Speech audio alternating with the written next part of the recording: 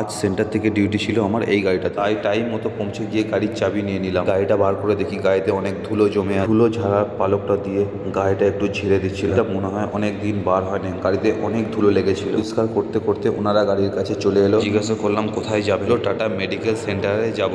বিশ্ব বাংলা গেটের কাছে। গাড়ি নিয়ে বেরিয়ে পড়লাম। বাটা মোড় সম্প্রীতি ফ্লাইওভার দিয়ে যাতে 1.5 থেকে 2 ঘন্টা সময় লাগবে। ভিডিওটা ভালো লাগলে একটা লাইক শেয়ার কমেন্ট। এখন আছি হাই রোড। আমার মতো ড্রাইভার ভাইদের অবস্থা রেগুলার রোজ কত রাস্তা কত জায়গার কথা মনে রাখতে হয়। যাদেরকে নিয়ে যাব তারা কিছু জানে না, তারা বলবে আমরা নিয়ে যাবো। ড্রাইভারদের জীবন এটাই, ড্রাইভারদের করণ। খিদিরপুর হয়ে সোজা এজিসি বোস ফ্লাইওভারে উঠে যাবো, থেকে সোজা মা ফ্লাইওভার ধরে চিংড়িঘাটা চলে যাবো। রোজ কত কিছুই না দেখতে হয়, কত কিছুই না শুনতে হয়। কত রকমের পাবলিককে নিয়ে যাই, কত রকমের কথা শুনি, কত রকমের জিনিস দেখি। আমরা চলে এলাম চিংড়িঘাটা ফ্লাইওভার। এখান থেকে সোজা যাব বিশ্ব বাংলা গেট। মানুষজনকে এক জায়গা থেকে আর এক জায়গায় পৌঁছে দিতে হয় আমার মতো ড্রাইভার ভাইদের। এখনই ছিলাম বাটানগর, চলে এলাম টাটা মেডিকেল সেন্টার। বড় ড্রাইভারদের অবহেলা গালাগালি লেগেই রয়েছে। ড্রাইভারদের বাজে কথা বলে গালাগালি করে। যাই হোক কি করা যাবে, ড্রাইভারই জীবন বস, ড্রাইভারই তো করতে হবে। যাই হোক ওনাদের নামিয়ে গাড়ি নিয়ে চলে এলাম পার্কিংয়ের দিকে।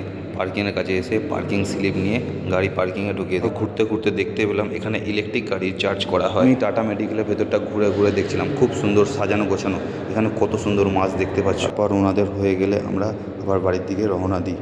সোজা চলে আসি বাটানগর। এটা হচ্ছে বাটার মোড়, এত অন্ধকার।